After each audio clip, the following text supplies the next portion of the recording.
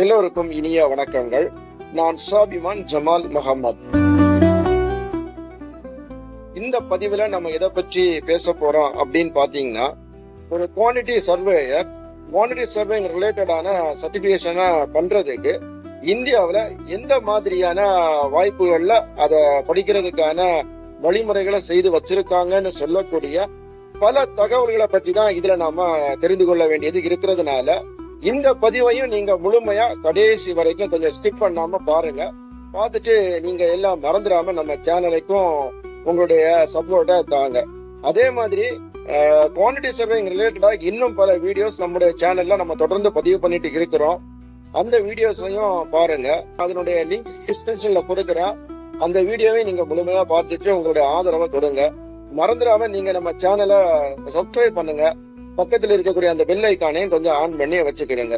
இது சனாவின் civil quantity surveying, கற்றதும் கற்பிக்கப்பட்டதும். குவான்டிட்டி சர்வேயருடைய திங்கிங் எபிலிட்டி எப்படி இருக்கணும் அப்படின்னு சொல்லக்கூடியத வள்ளுவர் தன்னுடைய ஒரு குறள்ல சொல்லியிருக்காரு. அந்த குறள்ல இருந்து நாம புரிந்து கொள்ள முயற்சி பண்ணலாம். அதாவது, அளவழிந்து ஆய்ந்தொன்று செய்தார்க்கு வானம் வனவழிந்து வண்ணம் தரும் அப்படின்னு சொல்லக்கூடியதுதான் அந்த குறள். இந்த குறள் என்ன சொல்ல வருதுன்னு பார்த்தோம்னா, ஒரு நபருக்கிட்ட சிக்கனமும் நிதானமும் இருந்தா நிச்சயமா அந்த நபருடைய செயல் திறன்னு சொல்லக்கூடியது ரொம்ப நல்ல முறையில இருக்கிறது மட்டும் இல்லாம இயற்கையும் அவருக்கு உரிய பாதுகாப்பை கொடுக்கும் அப்படின்னு சொல்லக்கூடிய கருத்தை தான் வள்ளுவர் அந்த திருக்குறள்ல சொல்லியிருக்காங்க. இத பரவலா நம்ம ஊர்கள்ல பயன்படுத்திட்டு இருக்கக்கூடிய இந்த பழமொழியும் இந்த திருக்குறளுக்கு ஒத்துதான் இருக்கும். அதாவது, ஆற்றில் போட்டாலும் அளந்து போடணும், அப்படி இல்லைன்னா அகத்தில் போட்டாலும் அளந்து போடணும்னு சொல்லக்கூடிய பழமொழியும் இந்த திருக்குறளும் கிட்டத்தட்ட ஒரே விதமான கருத்தை தான் கொண்டிருக்குது. ஒரு நபரிடம் நிதானமும் சிக்கனமும் இருக்கக்கூடிய நேரத்துல அந்த நபர் அவருடைய செயல்திறனை முழுமையா நிறைவேற்ற முடியும். அதே நேரத்துல அவருக்கு இயற்கையும் அவருக்கு என்ன செய்யும், முழுமையான ஒத்துழைப்பை கொடுக்கும்னு சொல்லக்கூடியதுதான் இந்த திருக்குறளும் இந்த பழமொழியும் நமக்கு சொல்ல வரக்கூடிய கருத்தா இருக்குது. இந்த குறளுக்கும் பழமொழிக்கும் குவான்டிட்டி சர்வேருக்கும் என்ன கனெக்ஷன் இருக்கு அப்படின்னு சொல்லக்கூடிய சிந்தனை உங்களுக்கு வரும். நிச்சயமா ஒரு சின்ன ஒரு கனெக்ஷன் இருக்கதான் செய்யுது. அதை நம்ம தெரிஞ்சுக்கிட்டோம்னா இன்னும் நம்மளுடைய சர்வேயிங் ஜாப்னு சொல்லக்கூடியது இன்னும் தெளிவா நமக்கு புரிய ஆரம்பிச்சிடும். எந்த ஒரு குவான்டிட்டி சர்வேயரா இருந்தாலும் சரி, அந்த குவான்டிட்டி சர்வேயர்கிட்ட இந்த நிதானமும் அந்த சிக்கனமும் இருந்தா மட்டும்தான் அவருடைய ஒர்க் எஃபிஷியன்சின்னு சொல்லக்கூடியது நல்ல முறையில அவுட்புட்டா நமக்கு கிடைக்கும். ஏன்னா அவர்கிட்ட கிடைக்கக்கூடிய அந்த பொறுப்பை உணர்ந்து அவர் கால்குலேஷனை சரியான முறையில அளந்து, சரியான முறையில அறிந்து, சரியான முறையில புரிந்து அதை செய்யக்கூடிய நேரத்துலதான் அந்த கன்சர்ன் ஒர்க்ல அவருக்கு என்ன வராதுன்னா வீண் விரயம்னு சொல்லக்கூடியது நடக்காது. அப்ப வீண் விரயம் நடக்காம இருக்கக்கூடிய நேரத்துல தானா அந்த ப்ராஜெக்ட்ல லாஸ்ன்னு சொல்லக்கூடியது குறைக்கப்படும். அதனாலதான் இந்த திருக்குறள் நமக்கு மிக பெரிய அளவுல கனெக்ட் ஆகுறதுனாலதான் இந்த திருக்குறளையும் இந்த பழமொழியையும் இதுல நான் உங்ககிட்ட சொல்லி உங்களுடைய சிந்தனைக்கு இதை கொண்டு வர்றேன். அதாவது, இந்த திருக்குறளும் இந்த பழமொழியும் சொல்ல வரக்கூடிய கருத்து என்னன்னு பார்த்தோம்னா, சிக்கனமும் நிதானமும் நிச்சயமா ஒவ்வொரு குவான்டிட்டி சர்வேயர்கிட்டையும் இருக்க வேண்டிய பண்புகள்ல ஒரு முதன்மையான பண்பா இது இருந்தா நமக்கு ரொம்ப உபயோகமா இருக்கும்னு சொல்லக்கூடிய எண்ணத்தினாலதான் இந்த தகவல்களை நான் உங்ககிட்ட பதிவு பண்ணியிருக்கிறேன். அடுத்தது, இவ்வளவு முக்கியத்துவம் வாய்ந்த அந்த குவான்டிட்டி சர்வேயருக்கு சம்பந்தப்பட்ட சர்டிபிகேஷன் கோர்சஸ் இந்தியாவில் எந்தெந்த வழிகள் எல்லாம் ப்ரொவைட் பண்ணிட்டு இருக்காங்க அப்படின்னு சொல்லக்கூடியதுதான் கேள்வி. அந்த கேள்விக்கான பதில் நம்ம தேடி பார்க்கக்கூடிய நேரத்துல முதன்மையா இருக்கக்கூடியது எதுன்னு பாத்தீங்கன்னா, அதாவது குவான்டிட்டி சர்வேயிங் ரிலேட்டடா இருக்கக்கூடிய படிப்புகள்ல எது கொஞ்சம் பெஸ்டா இருக்குன்னு பாத்தீங்கன்னா, national institute of construction management and research சொல்லக்கூடிய நிக்மார். இதுல படிக்கக்கூடியவங்களுக்கான அந்த சர்டிபிகேட்னு சொல்லக்கூடியது இந்தியாவா இருந்தாலும் சரி, வெளிநாடா இருந்தாலும் சரி, நல்ல வேல்யூ இருக்கதான் செய்யுது. இந்த நிக்மார்னு சொல்லக்கூடியதுல குவான்டிட்டி சர்வேயருக்கு எந்த மாதிரியான கோர்ஸ் ப்ரொவைட் பண்றாங்கன்னு பாத்தீங்கன்னா, post graduate in quantity surveying and construction management சொல்லக்கூடிய 1 இயருக்கான ஒரு பேட்டர்ன் அவங்க கொடுத்துட்டு இருக்கிறாங்க. இதை நீங்க ஃபுல் டைம்லயும் படிச்சுக்கலாம் அல்லது பார்ட் டைம்லயும் படிச்சுக்கலாம். இது அந்த இன்ஸ்டிடியூட்ல நீங்க கான்டாக்ட் பண்ணீங்கன்னா அதற்கான தகவல்களை சொல்லுவாங்க. இந்த சர்டிபிகேட்டை நீங்க முடிக்கக்கூடிய நேரத்தில் அது உங்களுக்கு உபயோகமா நிச்சயமா இருக்கும்னு சொல்லி நம்பலாம்.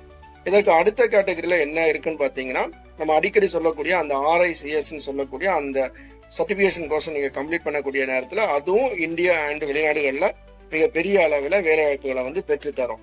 இதை படிச்சவுடன் வேலை கிடைச்சிருமான்னு சொல்லக்கூடிய எண்ணத்துக்கும் போகாதீங்க. இதை படிக்கக்கூடிய நேரத்துல உங்களுக்கு அடுத்த லெவல்ல நீங்க எப்படி பயணிக்கணும்னு சொல்லக்கூடிய அந்த வழிமுறைகள் இந்த சர்டிபிகேஷன்ல இருந்து உங்களால வந்து தெரிந்து கொள்ள முடியும். ஸோ அதை நீங்க உங்களோட இன்டர்வியூல வந்து அப்ளை பண்ணக்கூடிய நேரத்துல உங்களுக்கான வேலை வாய்ப்புன்னு சொல்லக்கூடிய இன்னும் எளிமையாக்கப்படும்னு சொல்றதுக்காக தான் இந்த சர்டிபிகேஷனை நீங்க முடிக்கணும்னு சொல்லக்கூடியது. அதே நேரத்துல குவான்டிட்டி சர்வேயரா நீங்க வந்து அடுத்த லெவலுக்கு போனோம்னா நிச்சயமா இதுல ஏதாவது ஒரு சர்டிபிகேஷனை முடிக்க வேண்டியதும் தற்சமே இருக்கக்கூடிய, அது வந்து ஒரு கட்டாயமாக்கப்பட்டு இருக்குதுன்னு சொல்லக்கூடியதையும் நீங்க புரிந்து கொள்ளுங்க. இதற்கு அடுத்ததா நீங்க பார்க்கக்கூடிய நேரத்துல RICSல வந்து எந்த மாதிரியான கோர்ஸ் ப்ரொவைட் பண்றாங்கன்னு பாத்தீங்கன்னா, இங்க நிறைய மேனேஜ்மெண்ட் ரிலேட்டடாட்டும் குவான்டிட்டி சர்வே ரிலேட்டடாட்டும் சர்டிபிகேஷன் இருக்குது. அது அந்த யூனிவர்சிட்டியை நீங்க கான்டாக்ட் பண்ணீங்க, அதாவது இந்தியாவை பொறுத்தவரை அமிட்டி யூனிவர்சிட்டியில அதற்கான பிரான்ச்சஸ் இருக்குது. நீங்க அந்த பிரான்ச்சஸை வந்து கான்டாக்ட் பண்ணீங்கன்னா அவங்க எந்த மாதிரியான பேக்கேஜ் வச்சிருக்காங்களோ உங்களுக்கும் அது சூட் ஆகுதுன்னா நீங்க அதுல அப்ளை பண்ணி என்ன செய்துக்கலாம், படிச்சுக்கலாம். இதுவரைக்கும் சொல்லியிருக்கக்கூடிய இந்த 2 இன்ஸ்டியூட், அதாவது நிக்மாரா இருந்தாலும் சரி RICS இருந்தாலும் சரி, நீங்க நிச்சயமா ஒரு கிராஜுவேட் வந்து கம்ப்ளீட் பண்ணியிருக்கணும். வித் எக்ஸ்பீரியன்ஸும் உங்கள்ட்ட இருந்திருந்தாதான் உங்களுக்கு அது ஈஸியா அங்க அப்ளை பண்ணா உங்களுக்கு ஓகே ஆகும் அப்படின்னு சொல்லக்கூடியதையும் கொஞ்சம் கன்சிடர் பண்ணிக்கிடுங்க. அதற்கு அடுத்தது பார்க்கக்கூடியதா IIQS சொல்லக்கூடிய கவர்மெண்ட் சர்டிபிகேஷன் வந்து கொடுக்குறாங்க. இது இந்தியா லெவல்ல ஓரளவுக்கு வேல்யூவா தான் தொடர்ந்து இருந்துட்டு இருக்குது.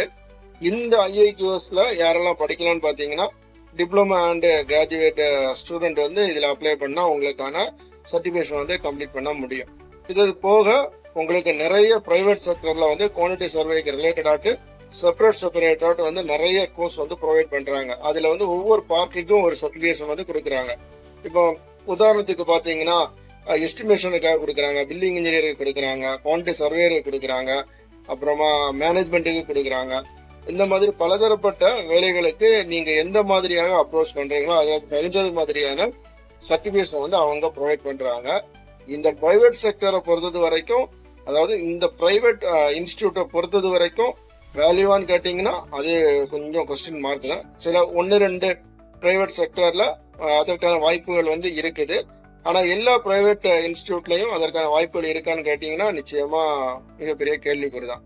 அதனால எந்த இன்ஸ்டிடியூட்ல நீங்க சேர்றீங்க அதுக்கு டைம் எடுத்து கொஞ்சம் மெனக்கெட்ட பிறகு நீங்க அதை சர்டிபிகேஷனை சூஸ் பண்ணுங்க. ஏன்னா உங்களுக்கு நாலேஜ் இருந்து நீங்க ஒரு பிரைவேட்ல ஜாயின் பண்ணீங்கன்னா அந்த சர்டிபிகேஷன் உங்களுக்கு யூஸ் ஆகும்.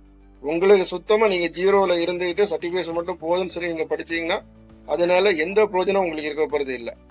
நீங்க என்ன செய்யணும்னா, உங்களுக்கு என்ன மாதிரியான ஒரு இன்ட்ரெஸ்ட் இருக்குதுன்னு சொல்லக்கூடியதை ஐடென்டிஃபை பண்ண பிறகு ஓகே நான் இந்த சர்டிபிகேஷன் வந்து கம்ப்ளீட் பண்ணா எனக்கு லைஃப் லாங் வந்து அதை நான் வந்து கண்டினியூ பண்ணி கொண்டு போக முடியும் சொல்லக்கூடிய சிந்தனை எந்த இடத்துல வருதோ, அதாவது எந்த சப்ஜெக்ட்ல வருதோ அந்த சப்ஜெக்ட் ரிலேட்டடான சர்டிபிகேஷன் நீங்க முடிச்சீங்கன்னா அது உங்களுக்கு யூஸ் ஆகுமே தவிர வேற எந்த சர்டிபிகேஷன் நீங்க கம்ப்ளீட் பண்ணாலும் நிச்சயமா அந்த சர்டிபிகேஷனால உங்களுக்கு போதனை இல்லாம போயிடும்னு சொல்லக்கூடியதை நான் வந்து உங்கள்கிட்ட சொல்றேன். அதுக்கப்புறம் நீங்க இல்ல படிக்கணும்னு நினைச்சீங்கன்னா இந்த இன்ஸ்டிடியூட்ல நீங்க விசாரிச்சுக்கிட்டு அதுக்கப்புறமா போய் நீங்க என்ன செய்துக்கிடுங்க, ஜாயின் பண்ணிக்கிடுங்க. இதுவரைக்கும் சொல்லப்பட்டிருக்கக்கூடிய இந்த பதிவினுடைய முக்கியமான நோக்கம் என்னன்னா, இந்தியாவில் இருக்கக்கூடிய குவான்டிட்டி சர்வேங் ரிலேட்டடா இருக்கக்கூடிய இன்ஸ்டிடியூட்டை பத்தி நான் சொல்லியிருக்கிறேன். அந்த இன்ஸ்டிடியூட்ல உங்களுடைய எஜுகேஷனல் லெவல் எதுக்கு சூட் ஆகுதோ அந்த இன்ஸ்டிடியூட்டை செலக்ட் பண்ணிக்கிட்டு அதே மாதிரி உங்களுக்கு எந்த சப்ஜெக்ட் வந்து நல்ல நாலேஜ் இருக்குதோ அது ரிலேட்டடான சர்டிபிகேட்டையும் வந்து நீங்க சூஸ் பண்ணிக்கிட்டு அந்த கோர்ஸை வந்து கம்ப்ளீட் பண்ணுங்க.